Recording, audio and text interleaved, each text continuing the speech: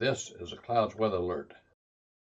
Good early Saturday morning, everybody. Meteorologist Casey Cloud here in the Weather Center right now, coming on the air as we do look at our winter weather radar. You can see here snow in toward the white and grayish colors there. Then you have the sleet and the mixed precip there in the pink. And in the purple, you have the freezing rain. Now, actual a rain that's not freezing on contact because the temperature is above freezing at the surface. That's in the green, the yellows, and even the reds there as we're looking toward Houston. Some thunderstorm activity this morning. I know they're going to have some wintry weather coming in as we look ahead in the timeline. But I just wanted to jump into the top of this radar stream real quick just to kind of talk about what's going on. See some snowfall reports there, like central Arkansas around Little Rock, a few inches already. I know snow. Of course, there are some impacts from that, but the freezing precip is where you have the bigger problems. I know if you haven't lost power yet, and luckily so far, because it's still early on, we still have 12, 24, 36 hours, maybe in some cases 48 hours to go toward, this wrapping on up or maximizing. It really depends on where you are in the corridor here, all the way from about Texas through about Virginia with that ice storm threat. You're in a scenario here where you just really gotta be mindful of the situation because the icing is just going to get worse and worse. It's going to get thicker and thicker. Seeing your charges devices up here as we're looking and as we're tracking things. You got to take this very seriously here with this winter storm scenario here this morning because some areas has already deteriorated so much, but there's still a few areas like maybe around Charlotte, areas further off toward the east there. You have a little bit more time to prepare in terms of last minute runs to the grocery store, assuming they're open in your area. You can see off toward the west there, though it's a little late. You still can charge your devices, obviously, if you haven't lost power yet, because eventually some areas like those corridors, maybe around Monroe, Ruston, Louisiana there, even Shreveport to some degree there as well. Yeah, it's going to be pretty rough. It's southern Arkansas, too. Over toward parts of Mississippi, Tupelo, Oxford there, that's Ole Miss. That university really going to have it pretty rough, it looks like, with this wintry weather and this ice storm, this icy precip threat here. We have areas there off toward the east, toward the Carolinas, Asheville, North Carolina, Charlotte, North Carolina, down toward Clemson and Greenville in South Carolina. Of course, you also have Greenville, Mississippi. That's going to have problems too. You see Tennessee, think about areas like Jackson, Tennessee, and then you have Jackson, Mississippi. It's going to have problems, and then we also have up toward Richmond. Now, that'd be a little bit closer to the rain, or not rain, I mean, it'll be maybe freezing rain line there, or the snow type scenario. We'll see how that's more prevalent or not, or which one kind of wins out there in terms of the overall scenario with the overall profiles there and the actual temperatures that we end up seeing. So, again, this is a very rough situation. We need folks to take it very seriously. I know seeing some of the different mesoscale discussions pop up about this. I know that winter mixed precipitation here. Seeing that impact here. This is going to be a very rough day. Look how cold it is. Some areas there, like in Missouri, may not get above freezing again for over a week. So, not good. This winter weather is going to last now. Granted, the roads, on the actual road surfaces, they'll, in general, eventually, especially the major roads, will get kind of taken care of here by the snow plows and the like, you would think, in a lot of cases in areas that are more, used to handling this. But the secondary roads, that's where you have the problems here. With the snow, and because it is below freezing, it's sticking. It's just not as near as bad as ice because ice causes power outages. In some cases, the freezing rain, which is the same as ice, is going to cause this widespread and extended power outages. Could even cause whole grid type of situations where it'll get all knocked out in a big area for a while. So you really need to be prepared. Hopefully, you already have done so.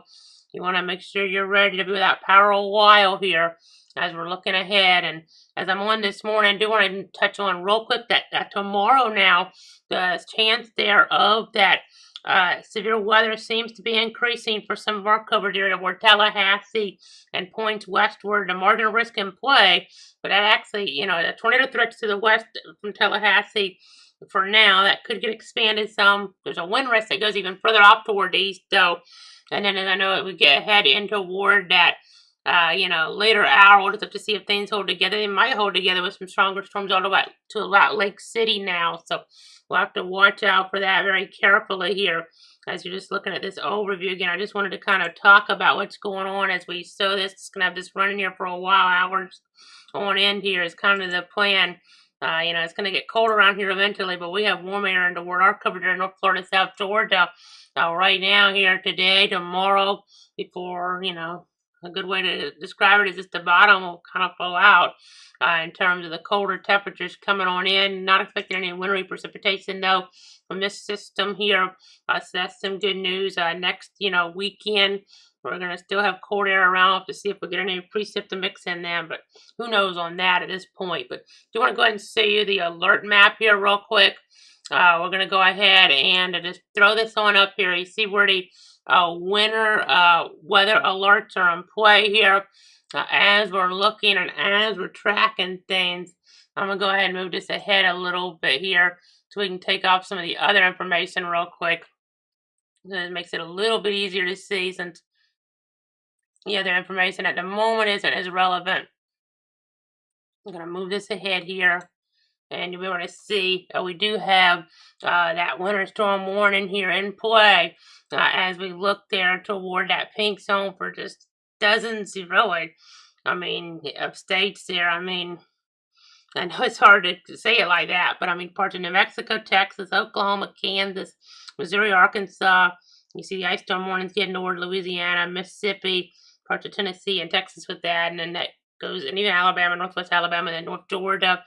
South Carolina, North Carolina, you have more winter storm warnings just all over the place further off toward the north and east. So just crazy to, think about here when we're looking at this. I know maybe dozens isn't the right, wording for that, but still, it's just, it goes to see how bad, in terms of the cover to this, in terms of the geography, this is going to be. But just, just so many states here.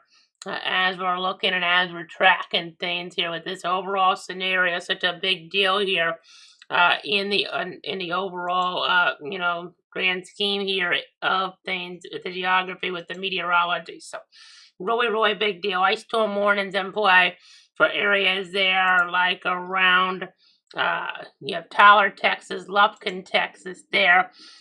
You get down there a little bit further into Ward, Texas. You have areas there around Woodville, Texas. You get into Louisiana, you have Alexandria. You have areas, as you get further up there, you have Monroe and Shreveport. And then into southern Mississippi, southern Arkansas first, you have areas there like El Dorado, I believe that's how you pronounce it there. And then in Mississippi, you have Greenville. And over toward areas there like Greenwood, Columbus, Starkville, up toward Oxford and Tupelo, down toward Vicksburg and Jackson, Natchez there.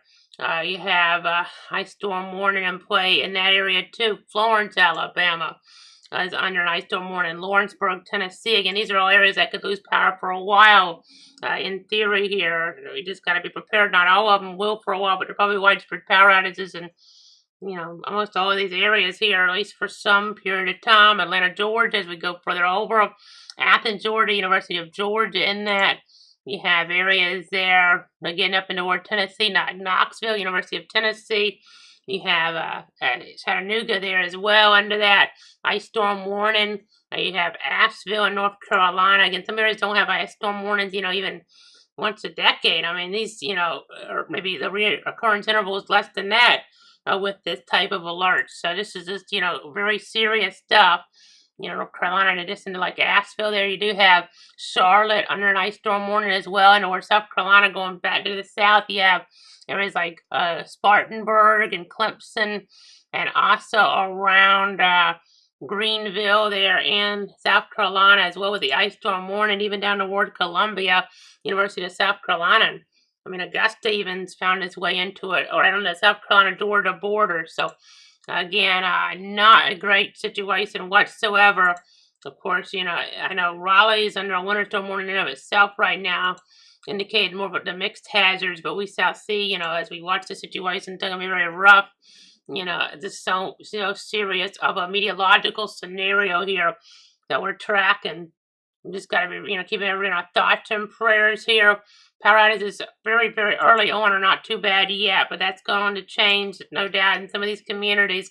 As some model guidance, like the HRRR, I'm looking at behind the scenes here.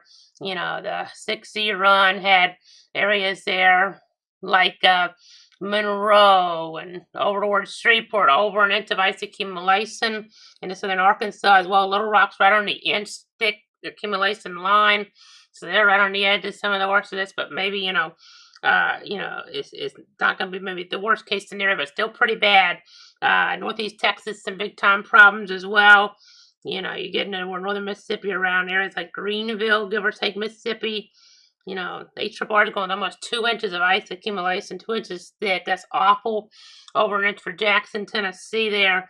Some points in northeast Georgia and higher terrain, you could have over an inch, especially. I know over a half inch around Athens, but the higher terrain could be, well over an inch.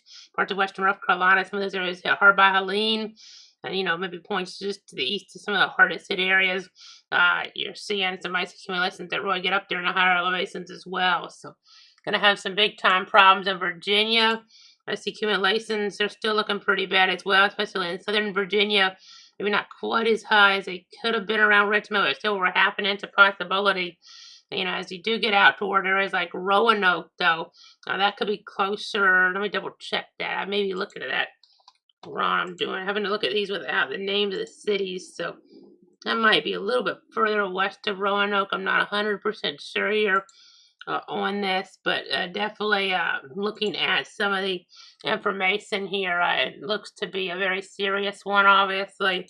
And the overall scenario set up here, probably closer to Roanoke there. It could be an inch, according to the HRRR output. So, again, very serious stuff. You got to take this seriously. Got some gusty winds in here at times. They're not going to be maybe extreme winds, but enough with the ice and just getting so thick to cause big problems. So, please, very serious stuff to the north. Our area is not going to have the wintry side, except for the cold temperatures and freezes, hard freezes even, coming in early next week, but we are going to have some severe potential on that Sunday. On that Sunday, maybe some severe weather potential. So right now we have a risk here. Let me pull this graphic up here from the Storm Prediction Center real quick. I'll go ahead and switch sources here momentarily. You see what I'm talking about with this here. We're going to go ahead and say, I know it's not the easiest thing to look at here right off, but just going to show you here real quick. We have a tornado risk there west of Tallahassee.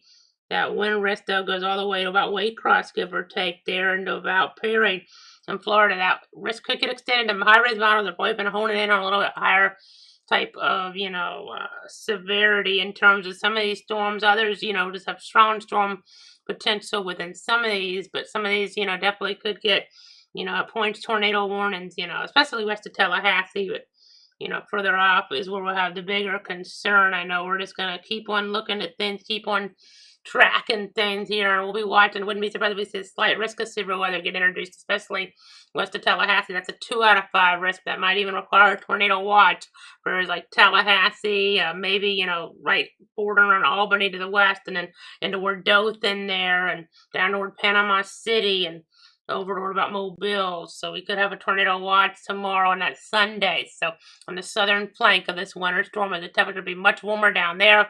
We'll be getting toward about 80 degrees around here, like North Georgia. Some areas will be below freezing at the same exact time. So it tells the story about how volatile this weather situation is. Going to leave the radar running.